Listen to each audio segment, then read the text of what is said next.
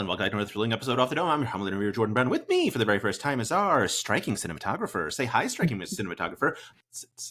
I said very first time, but it's not actually the very first time. First time. Just first time one-on-one. Yes, one-on-one. Yes. It's first time as always, but also for the first time. It's complicated. Anyway, Derek, thank you so much. This is so exciting. I'm such...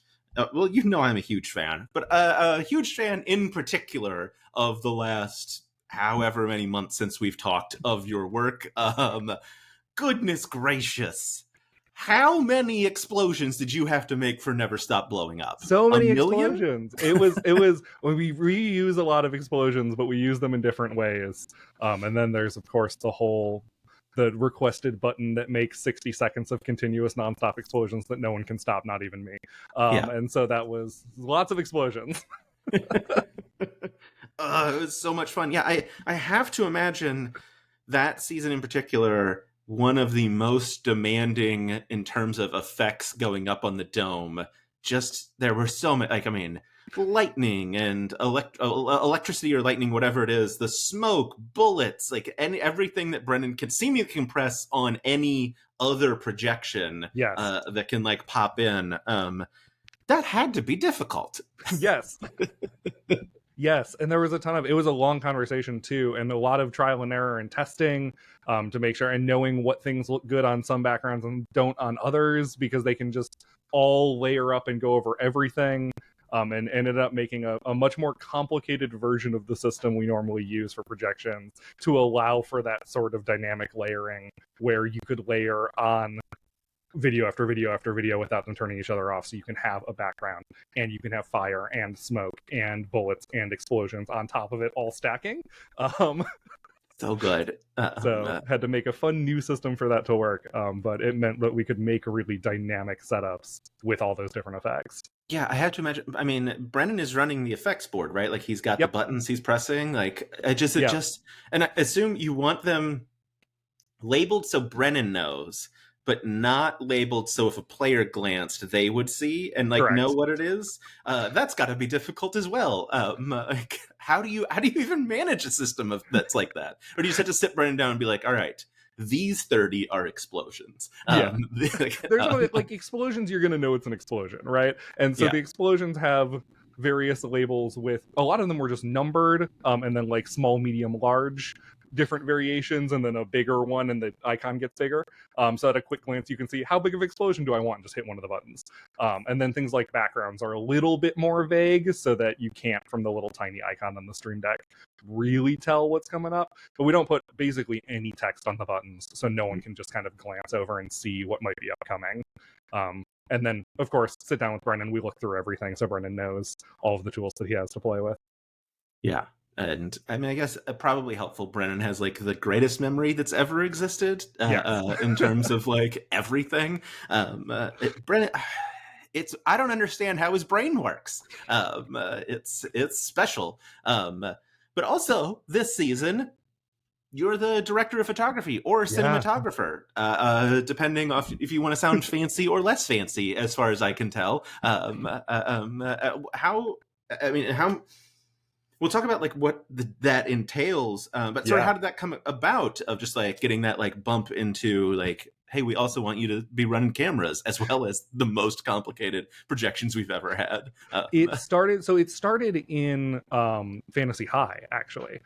So as we're rolling into filming Fantasy High junior year, I'd been on set with Kevin Stiller, who is the traditional DP of the show, and we started having a conversation about it, and he went, hey, I was wondering if you would be interested in potentially also doing some of the direction of photography work, because I've realized that if I got hit by a bus and couldn't come onto set, nobody else in the building has any idea how all of the things working together works. And the next closest person, because I designed half of all of the systems for lighting and projections, was me.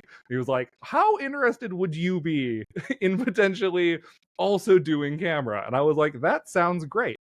And so throughout junior year, I like shadowed Kevin for a bunch of the shoots and then filled in for the latter quarter of the season. So I was also actually the director of photography for the last 5 episodes of Fantasy High Junior Year as well. And that was kind of my introduction in to it. And then when this season was coming up, Kevin wasn't available, and so it immediately went to me, and I picked up the mantle of directing the photography. That's so cool. Yeah, I love that. It's just like, hey, you're the only other person in the building who might understand this. What if you did it? That's yeah. And so much of the technology, right? Because it's not just the camera, but it's also the projections, and it's also the lighting, and the lighting being another big thing. Coming from my background as a theatrical lighting designer, I kind of slowly pushed Kevin towards that. I was like, hey, look at these cool systems that are the things that I traditionally use. And so what if we swap out the whole lighting system with a more theatrical system and program it this way? And all of these little things, as I've slowly convinced Kevin to be a more theatrical lighting designer. And so the whole lighting system we were like prepping to replace over to was a system that I designed. And the first time we really used it in full was on Never Stop Blowing Up, which is where you started to see it's the first time where we, in a season, did a different pattern of the triangles of the LEDs on the dome, because we had a system that could actually do that. So it was the first time I got to kind of play with different patterns, even with just the LEDs on the dome walls, because we could. That's super cool. Yeah, that's super fun. You mentioned junior year. Yeah. And I do want to see if we can finally find out what projections didn't Brennan use in junior year. Do you still remember at this point, or has it now been too long? In junior year, did we not use anything in junior year? There were things in Blowing Up. There was maybe that's it was a very vague hint one of the last times that we talked, where you're like, Brennan sometimes doesn't use everything we make. Yes, it was in Blowing Up, because this is the first time that I'm literally opening up a document that has all of my notes. Because we were literally going down a checklist every time watching different backgrounds were used to see which ones were being used. So yeah, because for Never Stop Blowing Up, we made just so much content for Brendan to be able to play with no matter what the players did. Yeah. There is some stuff that didn't get used. There was the really kind of classic action movie, like outside of a mansion, fancy garden with a bunch of flowers and all the greenery. We never got around to. I don't think we did the interior of a stainless steel vault, like a bank vault. I don't think that one showed up. Yeah, I don't think so. Didn't have coming up. Inside of a convenience store, grocery store kind of setup. Another classic didn't get around to. And then there is a whole other car chase video background, just simply we did not get into, because we had 2 different versions of the car chase, the one that we saw and a different one, and so a whole other car chase is just hidden away. That's so funny. Yeah. It's I mean, especially for a season like this that is so just absolutely chaotic, but also has such strong tropes to pull from, of like a mansion garden party, of just like, preparing for every possible scenario has to be difficult, as clearly it is. I'm really curious. I mean, how was that? I guess a lot of projections presumably are like set and you're good to go once you're on set. Although depends on the season, and we're constantly similar to Rick and often how they're making new stuff on the fly. If things come up, occasionally we'll make new things. We'll make new versions of stuff and drop them in, especially on set. We need to have at least a little bit of lead time to be able to do that. Versus some things like lighting I can drop in same day. So like we didn't know they were going to the White House. And as soon as they were like, we're at the White House, we ended up taking a 10-minute break. I programmed a red, white, and blue LED look, and I just added a new button to the Stream Deck and went, hey Brennan, whenever you want, I got a White House look for you. And so I was able to just build that on the fly with what we got there. But yeah, it's all very responsive to wherever they happen to go with the story. You didn't expect the finale to be a fight atop the flying White House? We did not have a White House prepared. with a vampire president.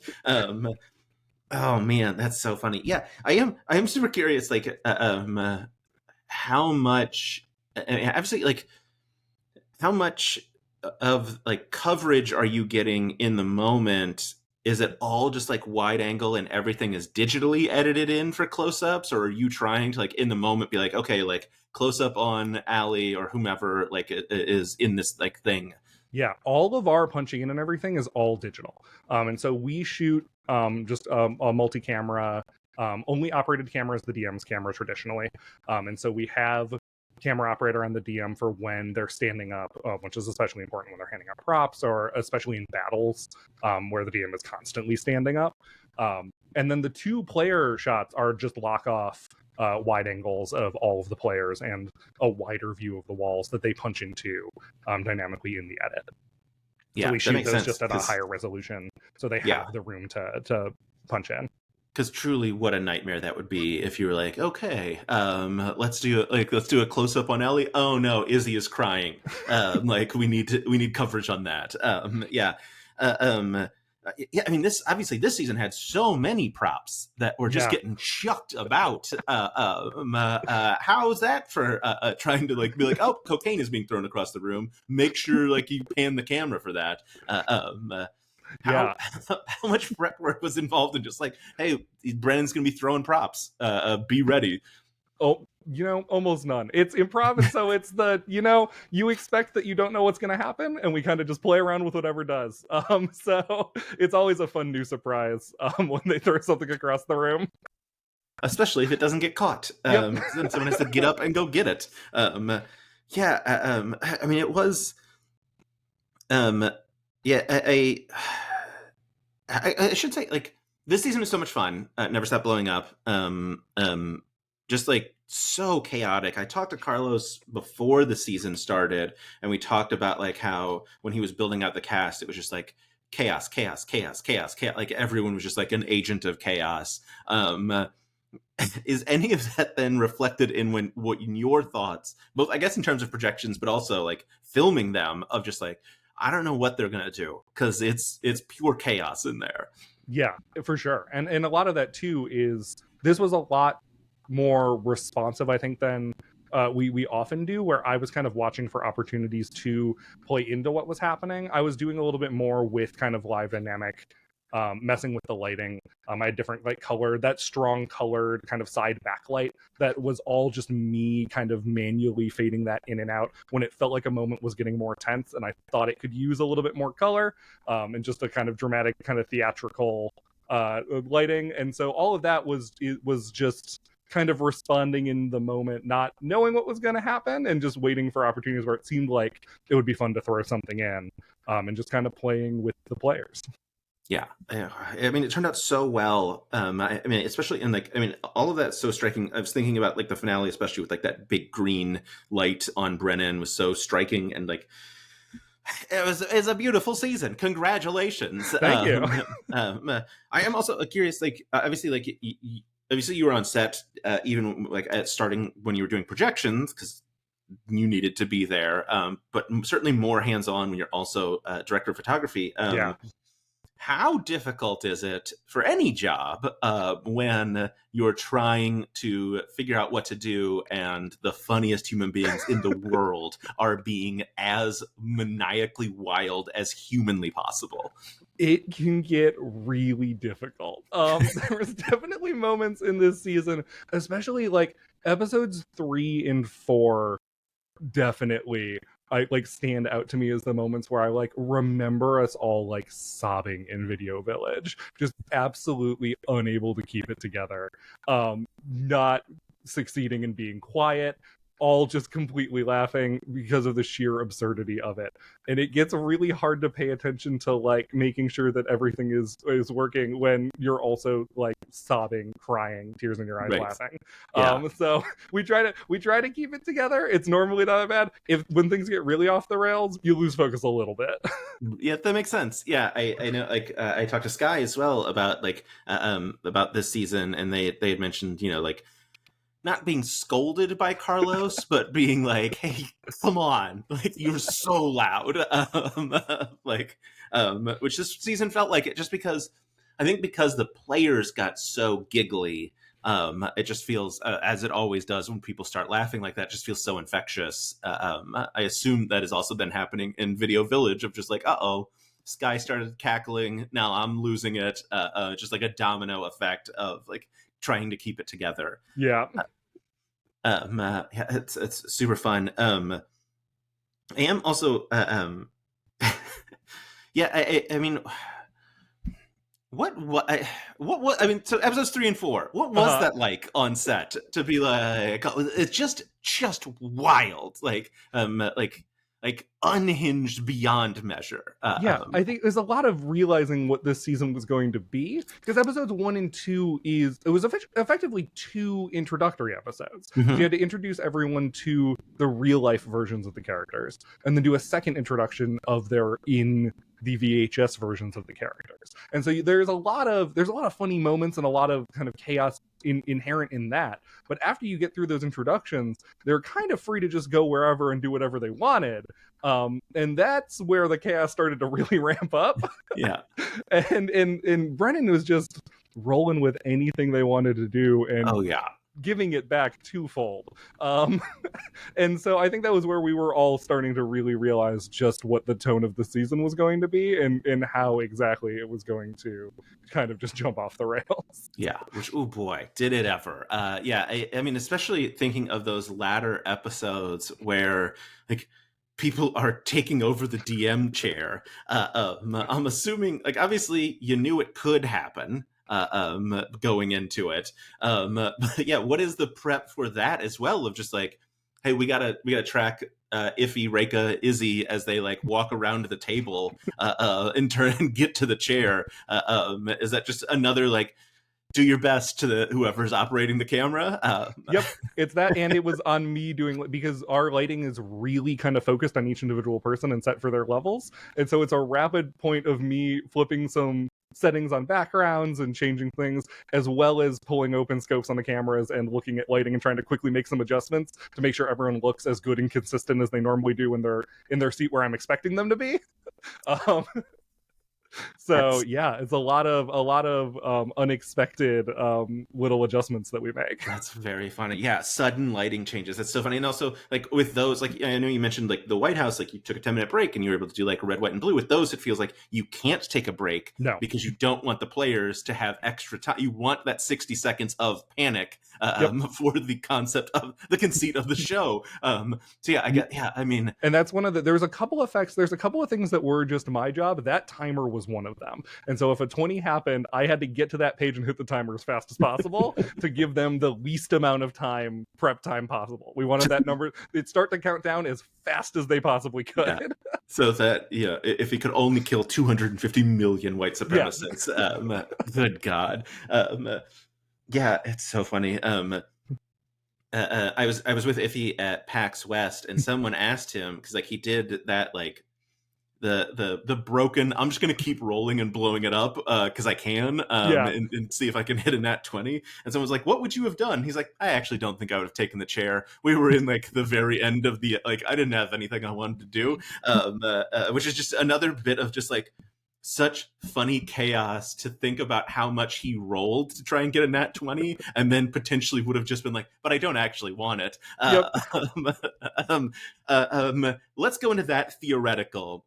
How upset would you be? Because obviously once Iffy is rolling that many times, you have to assume, all right, I'm going to get ready for the 60s. Like, you're probably ready to punch. Like, one of the few times that you're like, I'm ready to switch lights, I'm ready to punch it. How upset would you have been if you'd have been like, nah, I don't want it? I don't think I would have been upset, because it would have been really funny. Fair. And I think that's really, everything we're doing is to support the funniest thing happening, and like that's what I'm there for. So I don't think I would have been mad at all. I think it would have been a really good bit. Oh man, we love a good bit. Can I tell you the most amazing thing in the world? And I probably shouldn't talk about publicly, but I'm gonna anyway. I got to interview a bunch of the Worlds Beyond Number folks, including Brennan, and he referred to me as having top-notch bits. And oh baby, I'm dining out on that one forever.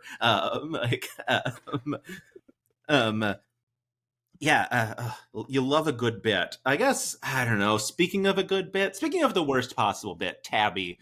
Oh my God, Derek, what's happening? Tabby! Oh, there's so little I can talk about Tabby yet. We've only just seen him. But we know that Tabby exists Uh-huh. as a projection that is Yes. interactive Yep. and talks, Tabby's there. and Carlos Luna is the voice of it, Yes. and is talking backstage to make it talk. At least in terms of, like, not with any like spoilers of what happens with it, in terms of prep when Aabria comes in, and was that I assume Abria's idea from the beginning. Yep. How what is that process like of hey, I want a talking magic rock on the table that It's is a projection. a lot of exploration. It's a lot of exploration and trying different things and seeing what works. We had a whole separate test day just for that, to like come in and try some stuff and see what works and determine a bunch we didn't like, and like go back to the drawing board and try some different things. Tabby went through a bunch of different iterations. The most haunting possible version of Tabby is the very first thing I sent over in 30 minutes when I got an email going, hey, what would this sort of like live sort of face talking thing, projection rock experience, is that possible? How would we do that? I'm like, that's a great question. And I mocked something up in 30 minutes, and it is the most haunting cutout of my face, like projected onto a like photorealistic on a photorealistic Oh, rock, that I just like recorded and sent over in video and went, here's something. Is that what is this anything? And and they they were like, said "That's too some, scary. yeah, like that's something. Let's see if we can find a different option." But it started the conversation exploration of like, okay, can we capture live camera, do some sort of face tracking thing, do some sort of live animation, and what are the different tools we could use for that? But yes, it went through many iterations, all of which previous to that were much more haunting. Which is amazing because it's haunting on set. Yeah. And it can be so much more. Amazing. Yeah, I'm. Any experience with anything like that before? I know you've worked with puppets. It's Yeah, kind of like a puppet. it's kind of like puppets. So that was the first thing we said when they were like, can we do someone else in a remote location, like putting them in? And I was like, yeah, we can. We did this puppet show thing, and we had someone hidden in the cable closet with a puppet and a camera, where they got to watch what was happening on stage and respond to them, and we routed a microphone over there. And I'm like, I've done exactly that with puppets before. This is just a digital puppet. So totally super easy. And we have a lot more infrastructure than in the kind of crappy college theater that I was in, that's since been demolished. So so it was a lot easier to route the cameras over and route some audio around and like actually set that up to be something that was more substantial and make it easier to actually see what was happening with the people in the dome and respond. Yeah, yeah. It's so funny. It's so funny for Carlos to be the voice, just as like the person who probably most needs to be at Video Village. One of the top people who needs to be at Video Village has to run away, I assume, to like a closet to be on mic. Although I guess I'm assuming there's probably some ADR after the fact, of like, hey, we got to clean this up a little bit. But because I mentioned I talked to Danielle recently, and she said like we were having a conversation with Carlos like as Tabby, like it's not like it wasn't pre-recorded lines that like Aabria could play one at a time. So there actually is a lot of pre-recorded. Okay. So there's whole chunks of pre-recorded that are in there. That was especially starting out. It starts out all pre-recorded and just kind of paced out, partially so that because Tabby, we didn't want Tabby to be as involved at the beginning parts and to start to establish the thing there. It's like, you can't just talk to Tabby whenever you want. Partly for that reason, because Carlos can't constantly be running away or trapped in a different room. So it was like, you can't, if you want to talk to Tabby, Tabby might be asleep right now. Leave Tabby alone. So there was definitely some pre-recorded at the start. And then, and I think more so even than some of the live stuff. Just especially the stuff that's just more about giving some information to the players, some more kind of setting the scene stuff, but including some kind of back and forth with Aabria that they kind of just paced out the timing of.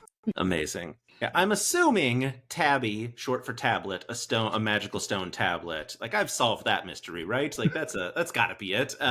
Yeah, I just I love that it's incorporated into the DM screen, and it just looks like it just looks like a thing that Rick Yeah. and team would do. Like, it doesn't look like this is going to come to life. Like your eyes are not particularly drawn to it, which is such a brilliant. Like, I know one of the things that goes into the DM screen of like, we're putting in like a thing that your eyes are drawn to because it is the most important piece that we do in terms of like physical set. But also, we can't have you solve a mystery of the game right out the gate because we've made it the center point, Right. which is so fun. But obviously, for Tabby, he had to make it into the trailer because it is just too good. I didn't know. I didn't know whether they were going to put him into the trailer, but I was excited to see him. I was excited for people to get this little glimpse at my little Tabby. I love it so much. Are you also director of photography on Mismatch, or I am. You brought that up, and I looked at it. And I was like, my name isn't credit. I was like, did I? And I was like, I totally did. Kevin had jury duty one day, and I filled in for one little chunk as Kevin was at jury duty. So I was a supporting director of photography alongside Kevin Stiller. It's so good. Yeah.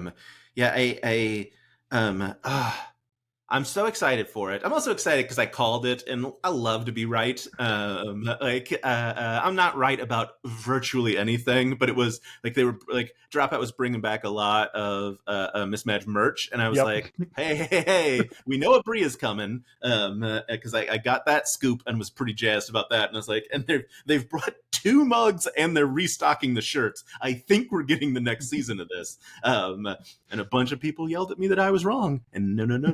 Nope. It's such a fun season. What was the first season when you first came in to D20? No. So I didn't come in until Ravening War. Ravening War was the first season that Ruby and I did the projections on. Because I think it was literally someone behind the screen. Yes. Like for the monster in the holiday special, right? Like that's and you came in and you're like, you don't actually have to do that. There doesn't have to be someone behind the screen, and they're actually like can't be anymore. Is weirdly the thing because of the way that we do projections now in that way, and just the tight space, you physically couldn't make the shot. So the shadow would bounce and move in weird ways because there's multiple light sources. So it's a totally new way of kind of doing things. Even if we want to like play around with a similar thing, we have to approach it in totally new ways just to overcome. The more technology you add, the more things you have to the more things you have to do to use it all. It gets us things like the lawnmower fuckatron, and that's like, okay, I mean, it's worth it all in the end. I don't want a shadow of that rolling around. No. I want to see it on screen. See it bounce across the screen. Although having to have someone wear that on their head and walk would have behind been pretty good. Would have been pretty good too. We talked about, there was a lot of conversation about that early on for Never Stop Pulling Up that we did step away from, because similar to the conversations about locking Carlos in a room, we're like, we can't just have 3 PAs on standby for a whole episode where we don't know something is going to happen, for them to go into like a crime scene setting and have people run around the inside with crime scene tape and wrap the dome in it, or like turn off all the lights and come in with flashlights and shine them on everyone. There were all these practical gags that we had like talked about early where we're going like, this is a totally improvised show. We have no idea when this is going to come up, and we can't have 3 people just like lying in wait just off camera to grab whatever prop comes up in a bit and do a thing. Oh man, that's so funny. But can't you though? Maybe. Not yet, but maybe. Not yet. Yeah. More people need to subscribe to dropout.tv so the budget can accommodate 3 PAs who are just there for bits. 3 prop gremlins. That's you need. Yeah. I feel like so many people, if you were like, hey, we're looking for a prop gremlin, we pay minimum.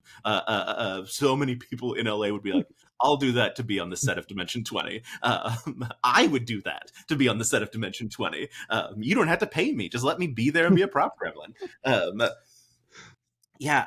It's so fun. Yeah, I love like the practical effects of Never Stop Blowing Up. Obviously, were really cool. Obviously, like smoke in the dome, probably another big consideration in terms of shooting. Of like, all right, I know, like obviously you have to consider like what smoke can we pump into a room with a very pregnant woman? Not on top of, obviously everyone else, but like probably special consideration for that. Yeah. And then also, how long is it going to be in there? How is it going to affect camera and projection and lighting? Yep.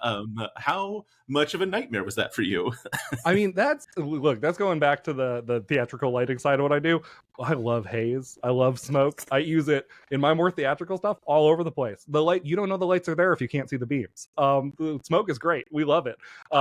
Again, another big thing of playing around, how quickly it comes out of the table, how it's affected by what settings we have the AC on, the different AC units in there, and how it affects airflow in the room, which is, again, always, it's in theaters too. It's the same thing. That as soon as the people come in and the AC turns on, the haze totally changes, and you have to change all of your programming. So I'm used to that. And we pulled from the same. It's a trick I pulled from 20 Sided Tavern, actually. It's the same little tiny effects fog machine that's in the trick stool in 20 Sided Tavern for the reveal near the ending. And so I took that same bit because I knew how it works and the way that we use it, and brought it over and went, hey, what if we bought this fogger? And kind of pushed it towards them and went, we can hide this in the table, it'll be great. And so we played around with how to make it come onto the table in a fun way. And we did. It was one of those things that, like, when I saw the vents on the table, I was like, they got to do something with them, right? Like, you can't just put vents on a table and not have fun in an action movie. I got a perfect transition though. 20 Sided Tavern. 20 Sided Tavern. Huge news. Yeah. Felicia Day, Aabria Iyengar, Erika Ishii. What a monster set of I don't know, they're not called DMs, but whatever they're called, going to the storytellers. I don't remember what they're called. Massive news in terms of like huge people coming into play in that space. How did you get involved? What is your involvement? Tell me about 20 Sided Tavern. Yeah, so Ruby and I are the projection designers for 20 Sided Tavern. And so we did all of the video elements, the big giant LED wall that's in the back that does all the backgrounds and the combat effects and the health bars and the phone voting and the dice cameras and all of the different, anything that interfaces with video. We did all the design for that. So we were brought in. We were originally recommended for it by Casey McGeorge, who's the scenic. It's just a slew of Dimension 20 people over there. So because they were looking for a new projection designer and was like, hey, we do literally this thing.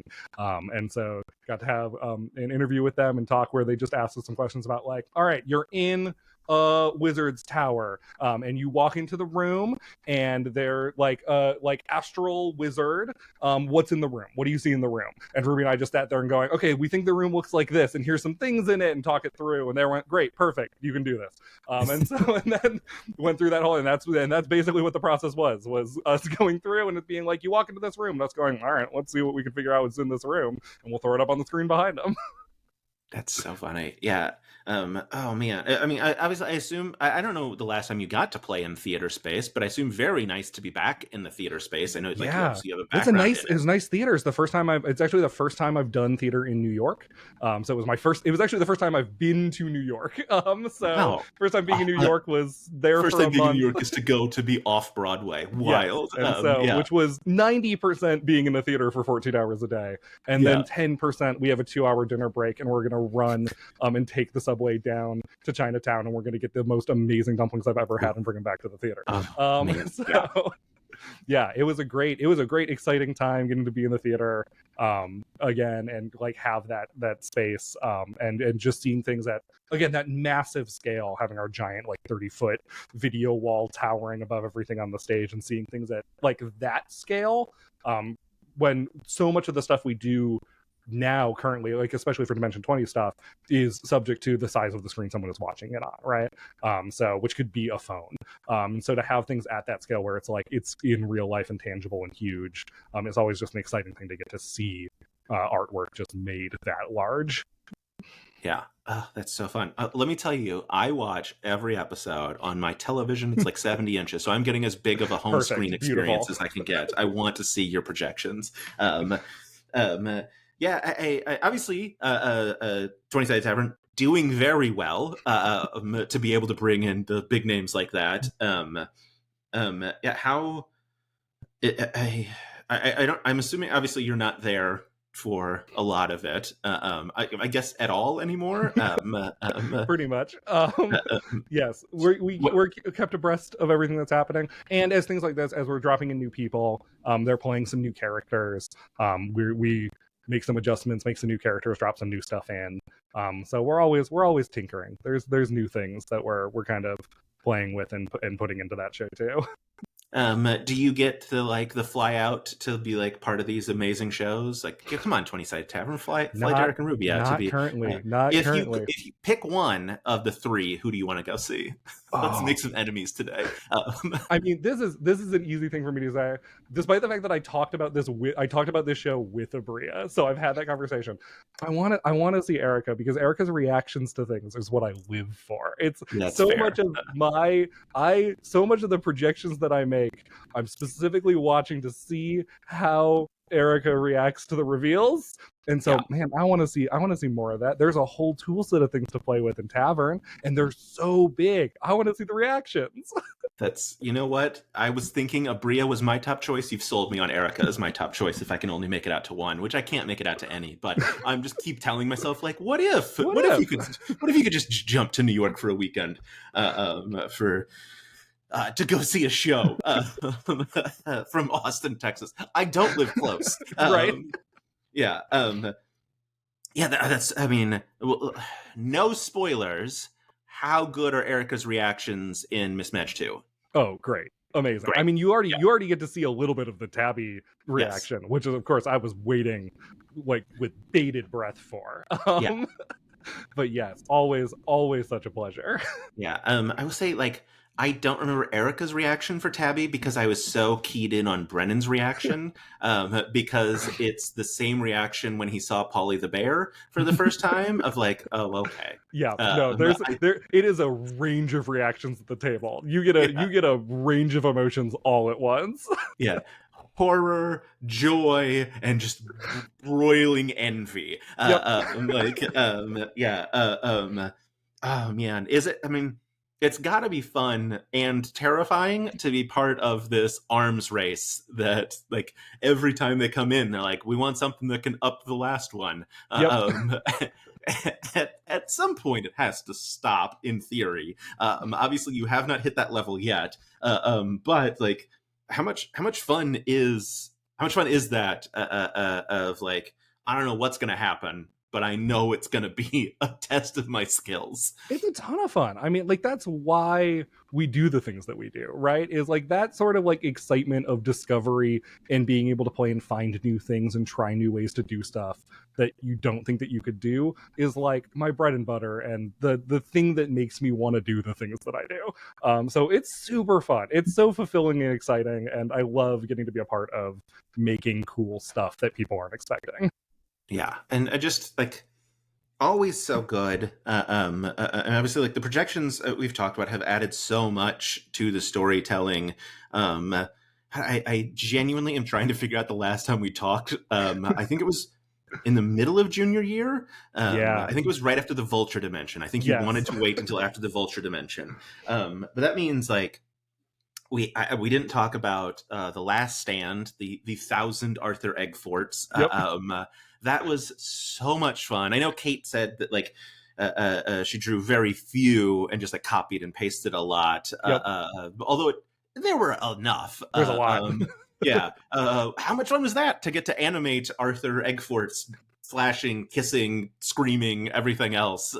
Yeah, super fun. So yeah, again, Kate, wonderful to work with. We brought Kate into Tavern too, along with a ton of amazing artists, but we love working with Kate, and kind of coordinated to divide the Arthurs up into groups, so that we can make them all kind of bounce as little individuals and bring them all to life to make you feel like it's a whole giant crowd of tons of them, and all the little just idiosyncrasies that they each had. But yeah, it's super fun. And we love being able to find those things that the ways to bring the backgrounds to life that feel natural and like they're part of the environment instead of trying to just like shoehorn in a way to add some movement. Things like that are like a super great way to just add a little bit of that life to it and make you feel like you're in a world that is alive. Yeah, it adds so much to it. Adds so much dynamic. I think the thing that's cool is like obviously it adds a lot for the viewer, but I think it also adds a lot to the people in the dome, which Yeah. like just ratchets up their performances because they feel so much more immersed into what they're doing. And obviously like the final battle, I don't want to skip over anything, but the final battle was so incredible. I mean, obviously, like the set, of course, like of like, oh, we're gonna break apart the original set and we're gonna build it so that it moves now and all that, and then obviously, such an important element that turned out to not matter of lava everywhere. Yeah. Yeah, I mean, how much like how obviously you weren't there at the beginning, but have a fan of the show. Yeah. How much of like that nostalgia did you feel as you're like, oh, we're taking the original stuff and we're making like the present day what we can do with like maximum effort. Yeah, I mean, it's both super exciting and a huge honor, right? To dive into the third installment of this series that means a lot to a lot of people. And it is the like foundation of what the show was, and was the first, obviously Fantasy High was the first thing I saw of Dimension 20 before I was involved with it at all. And so it's super exciting and a huge honor to be able to play in that space and to bring something to it, and to like add our little touch onto what more people are seeing and are excited about. It's great. It's amazing. Yeah, it's super fun. Yeah, yeah. It's just everything in junior year was so much fun. Obviously, like so many amazing projections, as well as like the maps. But yeah, then obviously we graduate into even more projections. Yeah. Don't want to ask spoilers, but I'm assuming it is not as many projections in Mismatch 2 as there are in Never Stop Blowing Up, just because like how could there be? It's not as many. I mean, look, there's a lot of individual explosions and Never Stop Blowing Up. There's also a lot of backgrounds. There's a lot of, but there is a lot too. There's a lot in Miss Mag too. Yeah, I'm excited for it. Yeah, I know, like obviously, maybe you know the answer to this question. Well, I guess you only subbed in one day, but you were still there. 11 episodes. What happened? Was that the plan, or did something go wrong? And this is I feel like this is the case a lot of the times too, right? Like I felt this with we were really pushing the overtime wire on the end of Fantasy High Junior here as well, getting through the end of it, and it was just the determination was made that it was the right number of episodes to tell the story that they wanted to tell, and luckily we have the room and the grace to be able to take a season and make it the length that we want it to be to tell a better story, and so that's just it's the number of episodes we needed to tell the story. I'm excited about it. It was very surprising. Like 11 episodes. I was like, that's not a number they've ever done before. Right. Like, that's unusual. It's a fun, but yes, it was not originally 11 episodes, but it became 11 episodes. Yeah. And we put a lot into that 11th episode. I can't wait. It is a beefy episode. Oh, that's so good. Yeah. It's, obviously thinking of how far it's come from the first Misfits and Magic, which I know like you weren't there yet for, but like thinking about like, all right, it's the first guest GM. It's like first show back from like pandemic lockdown. It's it's all these things. We're gonna give 4 episodes, presumably because we're like, will people watch this if Brennan isn't at the like head of the table? A resounding yes. And now to like get to come in and have, now our second, I guess Junior's not the sequel, but like second sequel season of the year, it feels so special of like how much of an expansion it has gotten.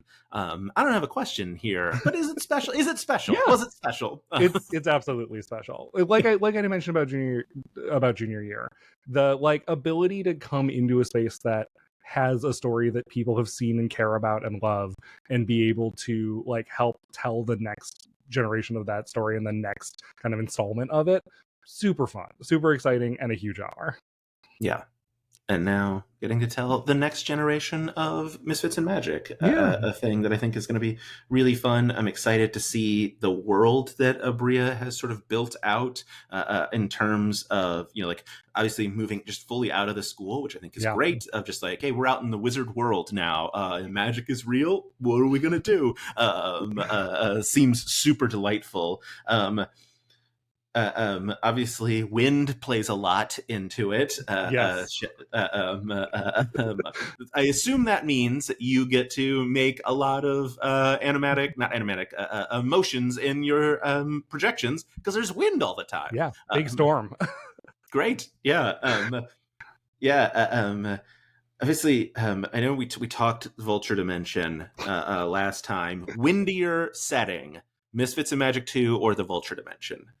Oh, 100% Misfits and Magic too. We Okay. kept the movement pretty tame in the Vulture dimension. We got some Ooh.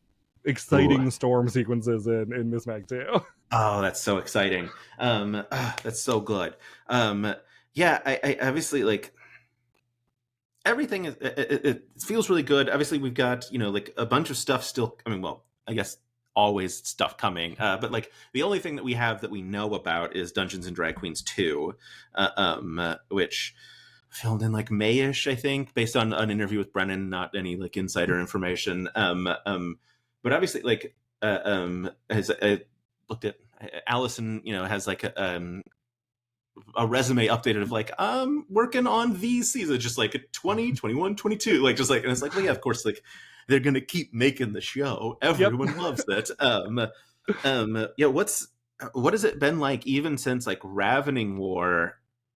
Since Ravening War till obviously now, what I'm assuming several seasons already shot. Like how much have you seen expand on besides just other than just like what you can do, but just like what the shows are like what you are expected, what everything that you can do. How much have you grown in that time period, even just a few years? Oh, a ton, right? Like especially because we push the bounds of like what the projection system can do every single season, and then along with the direction of photography stuff and updating the lighting system and going into more effects lighting, and theatrical lighting and making all of that way more complicated, and starting to play with projection mapping, and more like kind of like physical effects, kind of animatronics and fog and like all of the different things that are happening at the table, that interface with the technology side that we play with, over at Video Village. It's constantly evolving and changing and becoming more and more.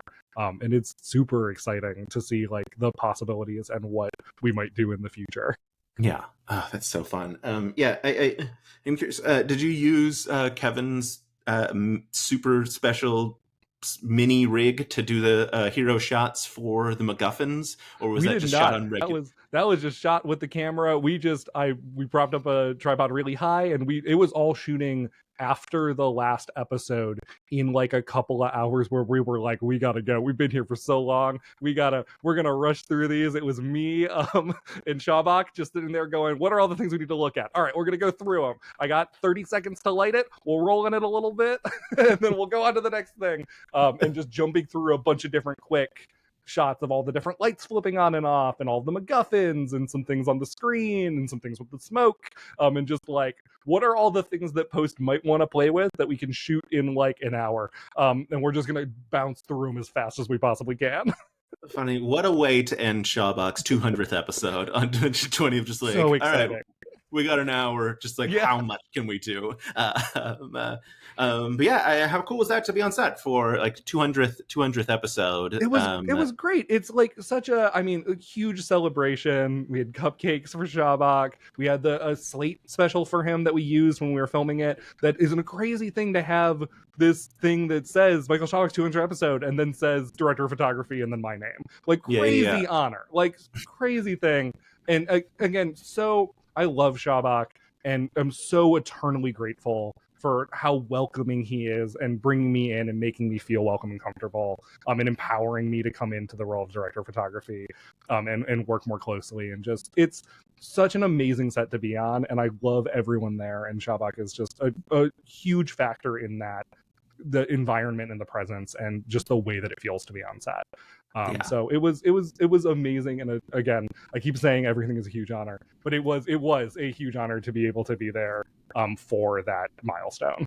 Yeah, that's so cool. Yeah, I mean, especially considering like Brennan hasn't been there for 200 episodes. Like it's very cool that like that has happened. I was also thinking of I haven't interviewed. I have not interviewed Shawbach, and one of the reasons why is he's so thoughtful that he wants the questions beforehand, Yes. so that like if you ask him like something, he makes sure that he has a list of like names of people he can thank. And I'm so bad at writing questions, because like my notes look like this. Like you can't ask me to send you my questions beforehand. I have things on here that are like Tabby exclamation point, oh no exclamation point. Like that's my note. Like I can't send that to Shawbach and be like, can you think of what I'll ask you in the moment? I don't know what it's gonna be. I have been too intimidated to ask for a Shawbach interview yet because I'm so unorganized.